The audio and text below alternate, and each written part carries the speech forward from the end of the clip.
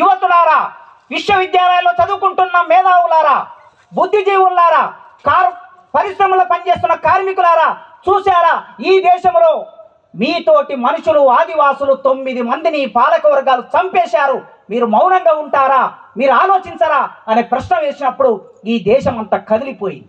ఆ కదలికలో సూరపనేని జనార్దన్ ఒక విద్యార్థిగా బయలుదేరాడు, ఒక యువకుడిగా బయలుదేరాడు. ఆ పిలుపులో పులి ఎంజన్న ఒక యువకుడిగా బయలుదేరాడు. ఆ పిలుపులో బయలుదేరిన వాళ్ళు టేకులగూడెనికి చేరుకున్నారు. టేకులగూడెం మాత్రమే కాదు, టేకులగూడెం లాంటి కొన్ని లక్షలాది గ్రామాల్లోకి చేరుకున్నారు.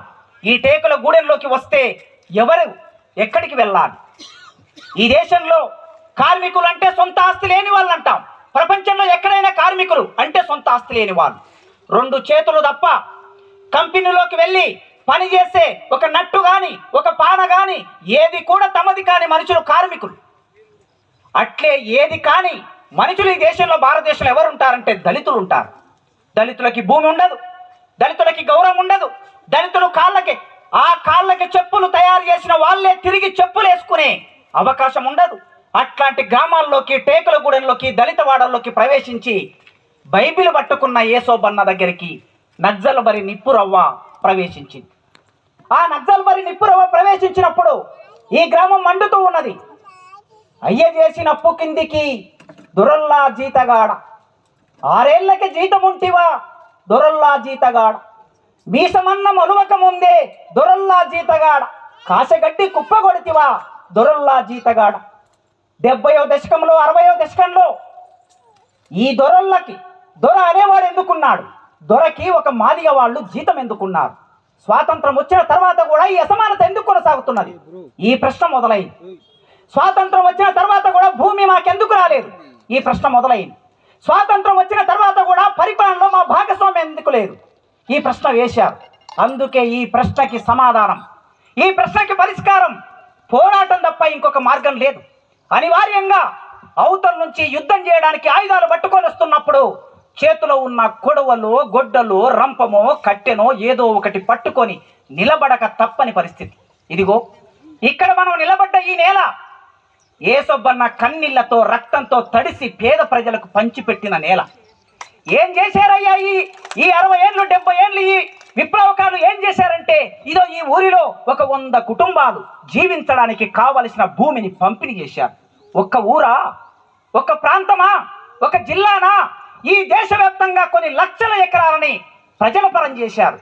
భూమితో మాట్లాడితే జ్ఞానం ఇస్తుంది అనే ఆ సూక్తిని బైబిల్ ద్వారా పట్టుకున్న ఆయన, నా విముక్తి ఎక్కడుందంటే, నా విముక్తి నాలాంటి వాళ్ళ విముక్తి ఈ విప్లవోద్యమంలో ఉందని భావించి అంజన్న చేయబట్టుకొని, సూరపనేని చేయబట్టుకొని విప్లవోద్యమంలోకి వచ్చి ఎంత విస్తృతంగా పరకాల, పాలకుర్తి, నర్సంపేట, జనగామ ఏ ప్రాంతాలైనా చెప్పండి, ఆయనతో పాటు సంచరించిన వాళ్ళు, ఆయనతో పాటు పనిచేసిన వాళ్ళు నాకన్నా ముందు చాలా మంది మాట్లాడు. ఎంకన్నా మాట్లాడాడు, గాదే ఇన్నన్న మాట్లాడాడు, ఆయన క్లాస్మేట్ మాట్లాడాడు.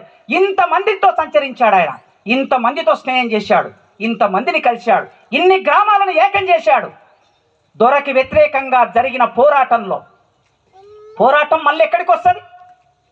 ఒక చాకలాయనని పట్టుకొని, ఆ దొర ఒక చాకలాయనని పట్టుకొని కాలు విరుగ్గొడితే తిరిగి మళ్ళీ అక్కడ నిలబడేది విప్లవోద్యమమే. ఎందుకు కాలు విరగొట్టమని ప్రశ్నించిన క్రమంలో జరిగిన పోరాటంలో ఆ దొర గడి మీద దాడి చేసి ఆ దొరని ఇక్కడ నుంచి వెళ్ళగొట్టి, ఆ తర్వాత ఆ ఇంట్లో నుంచి, ఆ చాకలి ఆయన ఇంట్లో నుంచి చిన్న పిల్లవాడిగా ఉన్న ఒక యువకుణ్ణి వేలు పట్టుకొని నడిపించి దండకారణ్యం వరకు తీసుకెళ్ళాడు యేసోబన్న. ఇదంతా యేసోబన్న రూపొందిన క్రమం. ఈ రూపొందిన క్రమం నుంచి మనందరి విముక్తి కోరుకున్నాడు యేసోబన్న. ఒకరా ఇద్దరా, 140 కోట్ల మంది విముక్తి కోరుకున్నాడు. ఎందుకు ఈ పాలక వర్గాలు దేశానికి స్వాతంత్రం వచ్చి 75 ఏళ్ళు అయింది చెప్తున్నారు. మొన్న అమృతోత్సవాలు జరుపుకున్నాడు.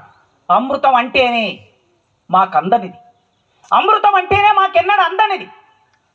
మీ పురాణాల ప్రకారమే చూస్తే దేవదానవులు సముద్రాన్ని చిలికినప్పుడు అమృతం బయటికి వస్తే అటువైపు దేవతలు, ఇటువైపు రాక్షసులు ఇద్దరిని కూర్చోబెట్టి ఆ పైన ఉన్నటువంటి ఆ మహావిష్ణువు మోయిన అవతారంలో వచ్చి అమృతాన్ని మొత్తం దేవతలకే పంచిపెడుతున్నప్పుడు ఇద్దరం కలిసి చేసిన పని.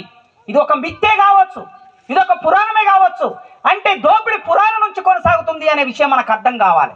అది కేవలం పురాణం అంటే ఆనాటి సమాజాన్ని చూసి రాసిన కావ్యం. అది దేవతలకు మాత్రమే పంచిపెడితే మరి మేము కూడా కష్టపడ్డాం కదా, మరి మాకెందుకు లేదని మారువేషంలో అటు వెళ్ళి కూర్చుంటే వాళ్ళు మారువేషంలో వచ్చారని గుర్తించి నోట్లోకి వెళ్ళిన అమృతాన్ని కడుపులోకి వెళ్లకుండా తలని కట్ చేసిన మనువాద బ్రాహ్మణి